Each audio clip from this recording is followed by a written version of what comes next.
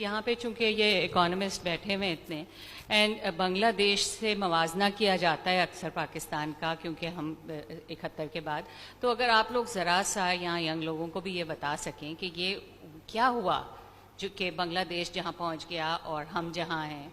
तो हाँ, तो दिस इज़ माई। बांग्लादेश से हम लोग इतने पीछे क्यों रह गए हैं? बांग्लादेश ये IMF के साथ जो हमने मुआहदा किया है उसमें उसका अंजाम ये कभी किसी ने डिस्कस नहीं किया, काश उस पर भी बात होती कि इसका होगा क्या। ये ठीक है, कौन कसूरवार है, ये कितने अच्छे थे, इन्होंने कितनी कोशिशें की, उसका एक अंजाम ही होगा कई अंजामों में से। अंजाम ही कहते हैं, अंजामों कहते हैं।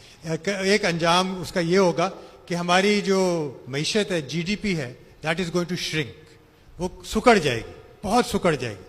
और उसे एक चीज़ ये होगी कि फी कस आमदनी जो है, पर कैपिटा इनकम जो है, जो इस वक्त तकरीबन $1665 फी कस है, ये 3 साल के बाद गिरकर 1300 हो जाएगी। बांग्लादेश की $1500 हो जाएगी। तो बांग्लादेश पर कैपिटा इनकम भी बढ़ जाएगा। और आपने पूछा ऐसा क्यों हुआ है, इसकी 3 बुनियादी वजूहात है। एक तो उन्होंने फौज की छुट्टी कर दी, बहुत बहुत बुनियादी वजह, इसमें कोई शक नहीं।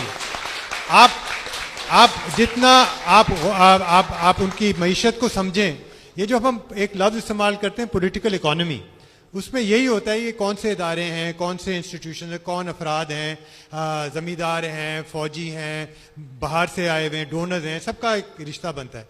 बांग्लादेश ने ये किया, उन्होंने फ़ौज को बिल्कुल अलग कर दिया है और वहाँ फ़ौज अब वो नहीं कर सकती जो हमारे यहाँ अभी तक कर रही है और करती रहेगी। दूसरी चीज़ उन्होंने ये किया, उन्होंने अपने कॉन्स्टिट्यूशन में एक और लफ्ज़ शामिल कर लिया जिसका नाम है सेक्युलर। तीसरी चीज़ जो हम शायद फौज को नहीं निकाल सकते, कोशिश तो कर रहे हैं, पता नहीं 70 साल से अभी तक नहीं निकाल पाए। सेक्युलरिज्म का नाम ही लेना कुछ और, यहाँ पे उसका अंजाम कुछ और ही होता है। एक चीज जो हम कर सकते हैं, जो बांग्लादेश ने की, उन्होंने औरतों को पढ़ाया। बस हम अगर और कुछ ना करें, पाकिस्तान में अगर और कुछ ना करें और औरतों को तालीम दें, पढ़ाएं, सिखाएं, तो ये मुल्क को ऐसी जगह ले जाएंगे कि IMF कभी नहीं ले जा सकता। मैं अक्टूबर 99 में जब यहाँ कू हुआ है, मैं ढाका में था और मैं बॉस्टन का पढ़ा हुआ हूँ। वहाँ मेरा एक क्लास फेलो होता था बांग्लादेशी, वो वहाँ पर कैबिनेट सेक्रेटरी था उस वक्त 99 में। तो मैंने जाके उसको फ़ोन किया कि मैं मिलना चाहता हूँ। It was a Sunday when I reached. He said कि मैं थर्सडे से पहले नहीं मिल सकता, इसलिए कि एवरी वेडनेसडे प्लानिंग कमीशन की मीटिंग होती है एंड प्राइम मिनिस्टर हसीना वाजिद वो चेयर करती है, वो सुबह 9 बजे शुरू होती है, उसका ख़त्म होने का कोई टाइम नहीं होता।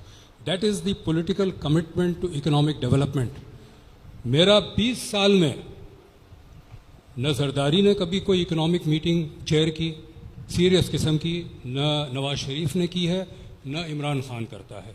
इन्होंने क्या किया, इन्होंने असद को एक इकोनॉमी का पोर्टफोलियो पकड़ा दिया और हम सब कहते हैं कि आपको पता था कि क्या होना है, आपने क्यों नहीं किया। मैं असद शायद डिनाई करें अपने कोलीग्स को प्रोटेक्ट करने के लिए, Asad did not have the political support of the entire government. He had too many people pulling the rug from under him. सबसे पहली मिस्टेक ये की कि जो मुशर्रफ के ज़माने के मीर जाफ़र थे, उनमें से 2 को एडवाइज़र अपॉइंट कर दिया।